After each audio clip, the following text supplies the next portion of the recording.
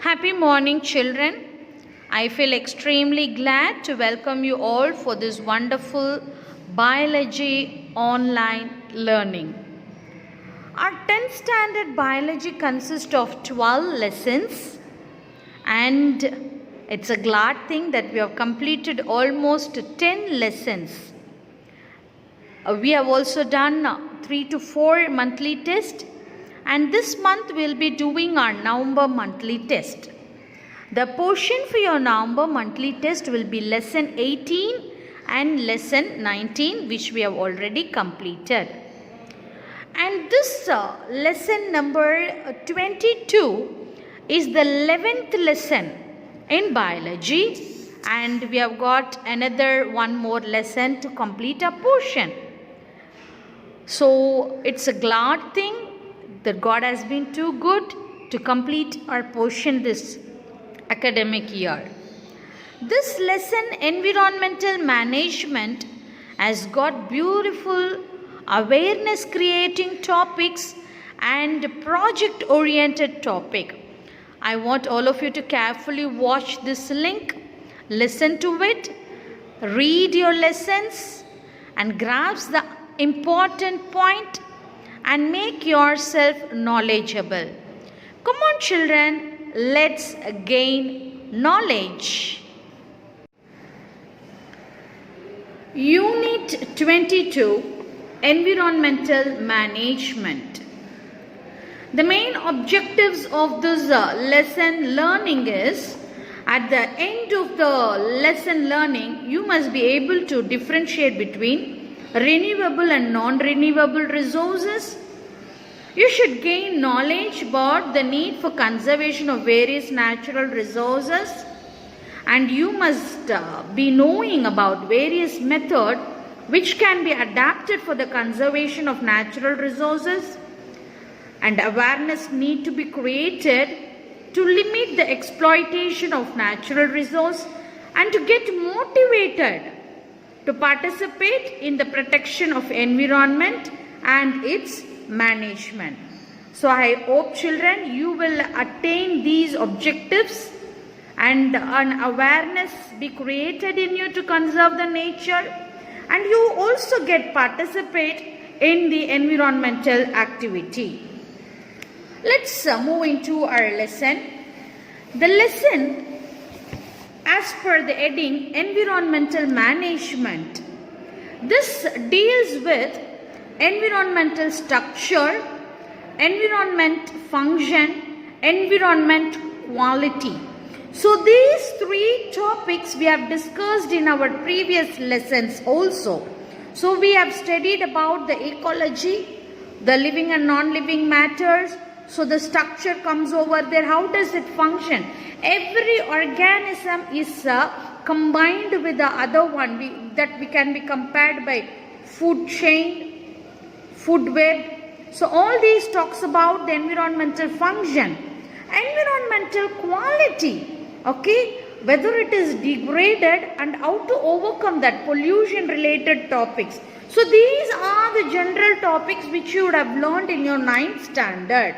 So the structure, that is the ecosystem, various types of ecosystem and the connections between them, how do they interact, the cycles, the chains, and in this quality, the pollution factors we discuss. In our 10th standard, we will be discussing about environmental maintenance, how to maintain our environment. This is basically done by conservation. So environment can be maintained when we conserve our environment. So conservation deals with two different components. One is the living component, the other one is non-living component. So living component need to be conserved as well as non-living component also need to be conserved. So here we will talk about soil, water, all those things. So both of them need to be conserved. What is conservation? Let's move for that topic for a little later. Before that, environmental maintenance means conservation of living components as well as the non-living component. Now let's look into what is meant by conservation. Okay, what is meant by conservation. Okay, conservation is nothing but, okay, proper utilization. Okay, utilization means using, how we use it, how we use it. So proper utilization is the first thing. Second thing, management, maintaining of nature. So second is we have to take care of the nature. Not only nature, but its resources also, natural resources. So what is conservation? Conservation is proper utilization. We'll have to utilize only the things which we need and avoid unnecessary wastages. So proper utilization has to be done, and the management of nature and its natural resources is called conservation. So you got a definition now. What is conservation? Conservation is proper utilization and management of nature and its resource is called conservation. Now let's go into the nature and its resources. Okay, what all to be conserved?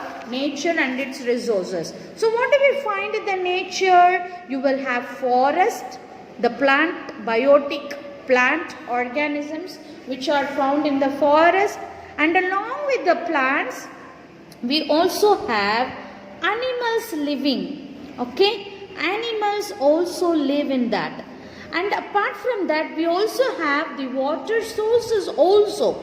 So let's not concentrate into all those things here. Forest basically deals with the plants. So okay, we have to conserve the plants. In that we are discussing about afforestation, deforestation, all those topics. Next, coming to wildlife.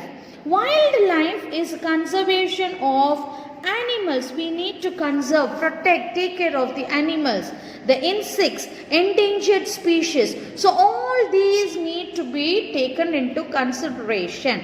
This wildlife conservation is taken care by the government by putting various conservation act. For example, the tiger, which is considered to be a national animal, is getting endangered. So government has passed various acts to preserve them. So wildlife conservation.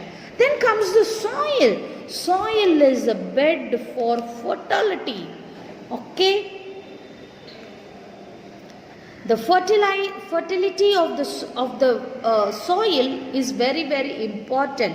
If it is not present, we will not have our agriculture. So soil has to be protected.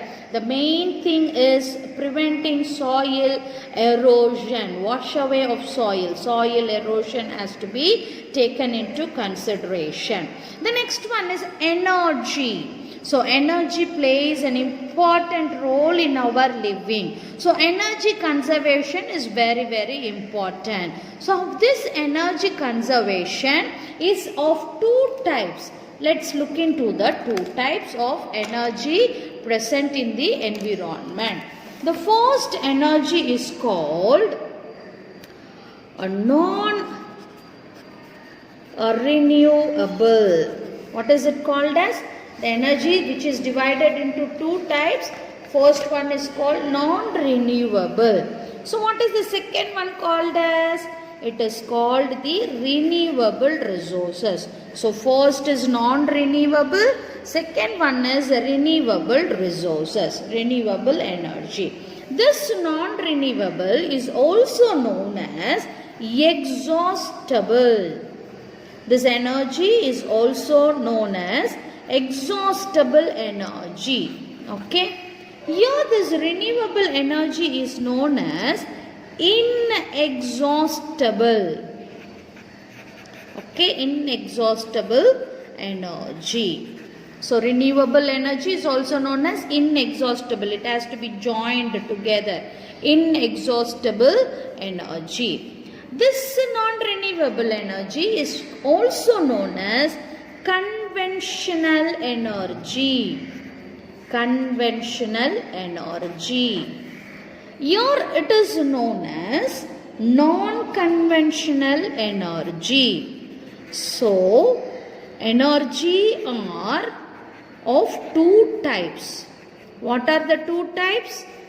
Non-renewable, which is also known as exhaustible, which is also known as conventional energy. The second type is renewable energy, which is known as inexhaustible energy, also known as non-conventional energy. So these are the basic two types of energy. Now let's look into what is meant by renewable energy. Okay, this non-renewable energy means they cannot be renewed.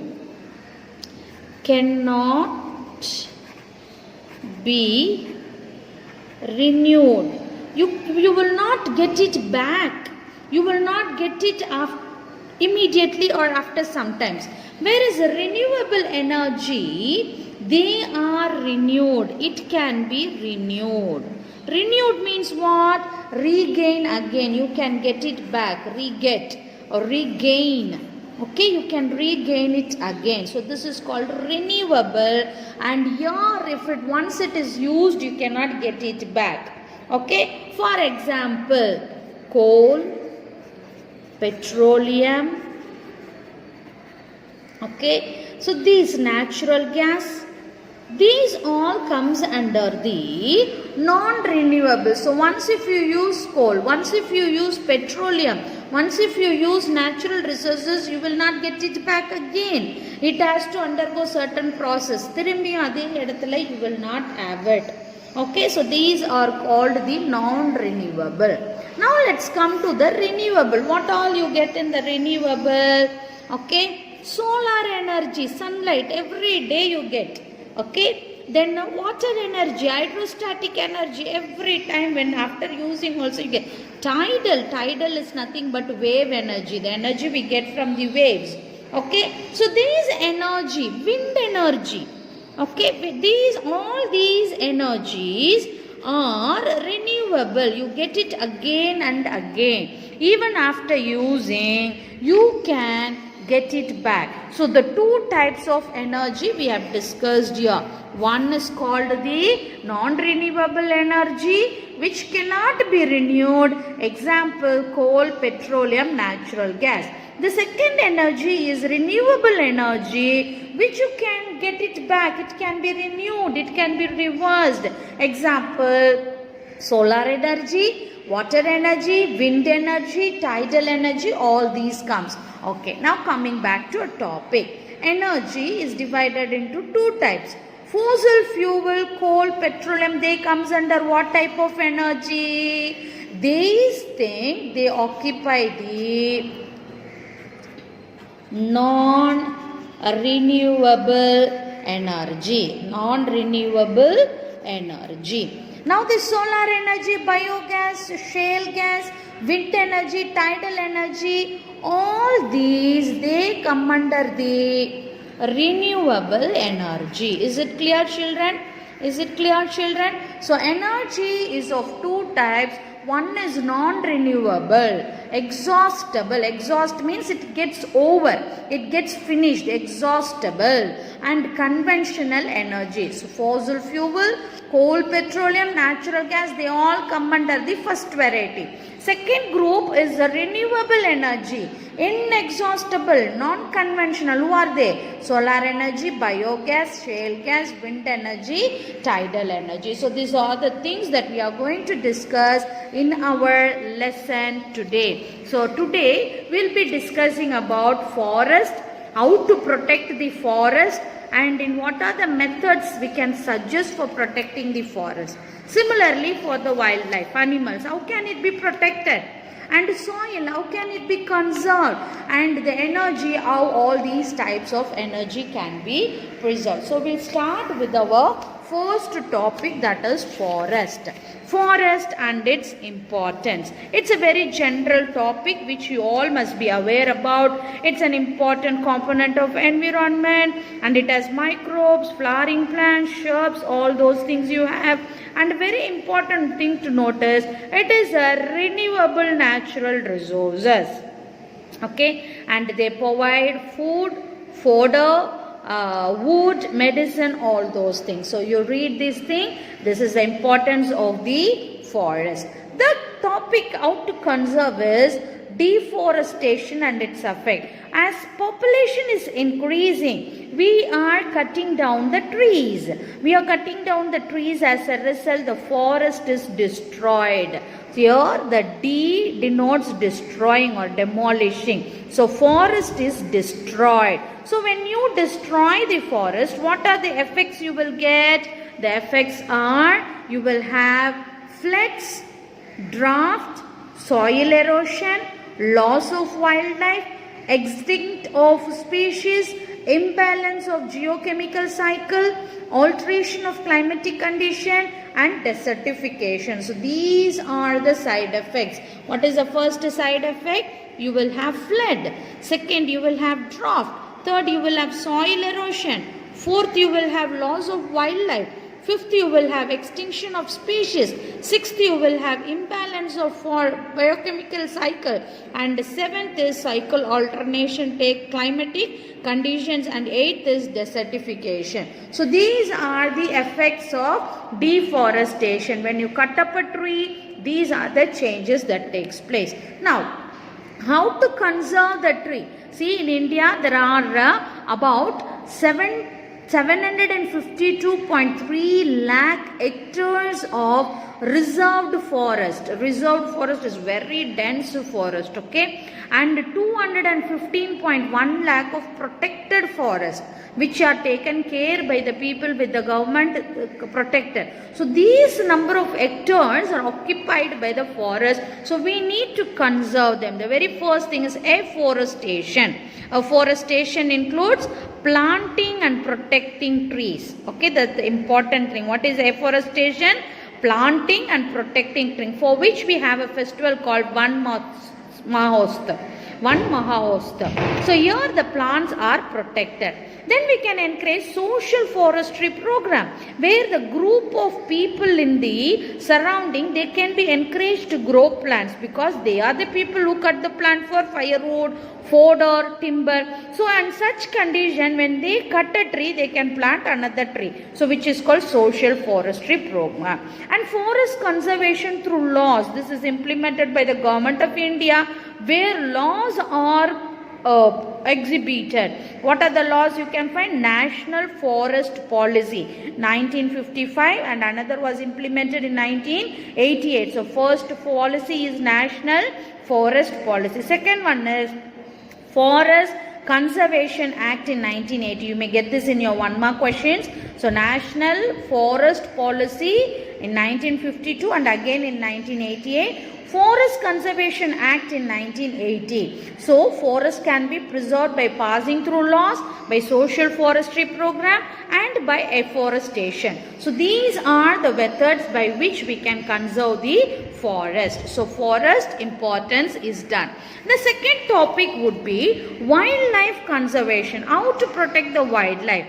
They are needed for maintaining biological diversity. Plants is not there, animals are not there, the entire diversity will not be a complete one. So we need to protect them. This wildlife population is decreasing every day as the one animal hunt with the other animal, they kill and their populations are increasing. Not only that, we people also hunt on them. So the main aim of wildlife management is to control the exploitation, killing of the animal, to preserve the plants and animal from extinct, அழிந்து போவதிலிருந்து காப்பது, threatening species, அழியும் தருவாயில் இருக்கக்கூடிய animals காப்பது, அழிந்து கொண்டு இருக்கிறதை காப்பது, ecological relationship of the plants and animals in natural habitat, அவங்களை இயற்கையாய் வாழ விடுவது, hunting, கறிக்காக, poaching, okay, கறிக்காக வெற்ற அந்த வேட்டையாடுதல், and poaching is killing for the meals,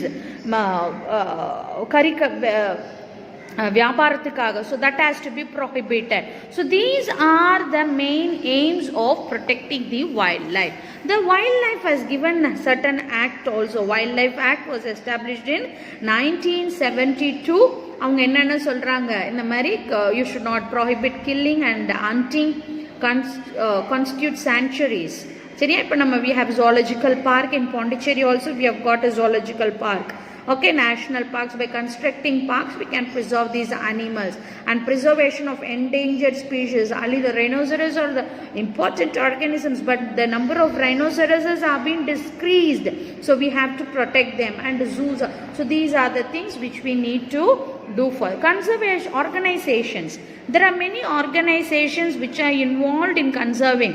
Children, you have to learn all these things. Okay, IBWN, Indian Board of Wildlife. WWF, you don't look into the fighting channel, it is World Wildlife Fund. WCN, World Conservation Union. IUCN, International Union for Conservation of Nature and Nature Resources. CITES, Convention for International Trade in Endangered Species. Bombay National History Society and the Wildlife Preservation Society of India, Degradun. So these are the agents which are involved in conservation of the wildlife. So with this we come to the end of wildlife conservation. Now let's move to the third topic, soil erosion. When flood occurs, they wash away the top layer of the soil. So removal of upper layer of soil by wind and water is called soil erosion. Okay, what is soil erosion? Removal of upper layer of soil by wind and water is called soil erosion. So what are the agents? As we said, wind and water. High velocity of wind, air current, flowing water, landslides, that is because of human activity. மரம் வெட்டுறதுனால என்ன ஆயிடுது? நிலச்சரிவுகள். So these are the agents of soil erosion. How can we manage soil erosion? எப்படி protect பண்ணலாம், prevent பண்ணலாம்? Retaining vegetation. மண்ணுக்கு மேலே எப்போவுமே செடி இருந்ததுன்னா செடியோட root will be holding the soil so that soil will not be washed away. Cattle grazing should be controlled. எல்லா செடியும் முழுசாக சாப்பிடாத அளவுக்கு கண்ட்ரோல்டாக இருக்கும். Crop rotation and soil management should be improved. Run off water should be stored. அடிச்சுட்டு போகிற தண்ணி எங்கன்னா ஸ்டோர் பண்ணோம்னா என்ன ஆகும்? அந்த மண்ணு போய் அங்கே ஸ்டோர் ஆகிடும். ரீஃபாரஸ்டிங், terracing and contour flowing. Wind speed must be controlled by planting trees in front of the shelter line. So these are the methods by which we can manage the soil erosion. மண்ணு அடித்துட்டு போகாம இருக்கிறதுக்கு நம்ம இந்த வேளைகளை செய்யலாம். As we discussed about the energy, let's move to the fourth topic, energy. Renewable and energy is important of development. It is divided into non-renewable energy and renewable energy. Non-renewable energy or exhaust energy which cannot be renewed by themselves, and examples are coal, petroleum, natural gas, nuclear power. Renewable inexhaustible energy, they can be renewed over a short period of time, and the examples are biofuel, biomass energy, geothermal energy, water energy, okay, solar energy, wave energy, wind energy. So these are the things. Now we'll move into the different types of non-renewable. The first one is fossil fuel. இந்த fossil fuel எங்கே இருக்கும் அப்படின்னா, ரொம்ப வருஷத்துக்கு முன்னாடி அமுங்கி மண்ணுக்கு அடியில் புதைந்த living organisms decompose ஆகிறது தான் என்னது? fossil fuel. Anaerobic decomposition of buried dead organisms over millions of years. சரியா? அவங்கள தான் நம்ம யாருன்னு சொல்கிறோம்? fossil fuel. So make note of it. Fossil fuel are anaerobic decomposition of buried dead organisms which are buried over millions of years ago. Example, petroleum, coal and natural gas. Okay, these are the substances. Now petroleum and the coal are natural resources. They are called fossil fuels. இவங்களுக்கு பேர் என்னது? fossil fuels. Okay, now coal என்னென்னமா நம்ம பார்க்குறோம்? petroleum and crude oil is processed by petrol to diesel மாற்றுறாங்க. kerosene, LPG இதெல்லாம் உங்களுடைய யூசஸாக இருக்குது. we have made. Now how to conserve this petroleum எப்படி கன்சர்வ் பண்ண? you got some 4 points here. Electricity is saved, in turn reduce the use of coal. Bicycles can be used. Pressure cookers can reduce the consumption of kerosene and LPG. Motor vehicles must be designed with less efficiency. அப்போ என்ன பண்ணணும், first கரண்ட்டை வந்து நம்ம கொஞ்சம் மிச்சப்படுத்தணும். அப்போ வந்து current எங்கேருந்து வருதுன்னு பார்த்தீங்கன்னா நமக்கு நெய்வேலி லிக்னைட் நெய்வேலி பவரில் இருந்தது. அப்போ நெய்வேலியில் வந்து லிக்னைட் நிலக்கரியை வச்சு தான் நமக்கு எலக்ட்ரிசிட்டி ப்ரொடியூஸ் பண்ணுறாங்க. அப்போ எலக்ட்ரிசிட்டி யூசேஜை நம்ம கம்மி பண்ணிக்கிட்டோம்னா நிலக்கரியும் நம்ம சேவ் பண்ணலாம். அடுத்தது நிறைய ஒரு வீட்டில் 10 அப்பாவுக்கு ஒரு வண்டி அம்மாவுக்கு ஒரு வண்டி அப்படிலாம் இல்லாமல் you can use bicycles in such places instead of using so much of vehicles. அடுத்தது you can use pressure cooker which cooks so fast so that the LPG can be saved. So these are the methods by which we can save the petroleum. Next, coming to our non-conventional energy, solar energy. You know that is the energy obtained from the sun. So using this energy we have many devices. Devices provided. Let's see the devices one by one. The first one is solar cell. So solar cell is made up of silicon that converts the sunlight directly into electricity. Okay, so directly it converts the solar sunlight into electricity. So this is very important component of the solar energy. Let's see the uses of solar cell. It can be used for street lights, signals, water pumping, battery charging, used in artificial satellites, space probes. It provides radio and TV transmission. It's used as calculator, electronic toys. So solar cells can be used. The second one is solar panel. You can find the panels here. These panels, they absorb the sunlight and converts it into electricity. Okay, they provide electric current in such a increased in the solar panel. This is called solar panel. We can use for providing electricity. Third is solar cooker. You can find the cooker here. This is a cooker. Instead of using them in the LPG stove, we make it to cook with the help of solar energy. It is a metal box, wooden box, painted inside to absorb solar energy, and a glass is covered which reflects the sunlight, and food is cooked. So third one is solar cooker. The fourth one, solar thermal power station. So here a very big plant is planted. It is not a plant, like a very big power station from which we take the electricity. சரியா, solar energy அப்படியே எலக்ட்ரிசிட்டியாக convert பண்ணுறதுக்கு பெரிய கம்பெல்லாம் நட்டு வச்சு, you know the wind energy like this, no? Similarly, solar panels are kept for producing.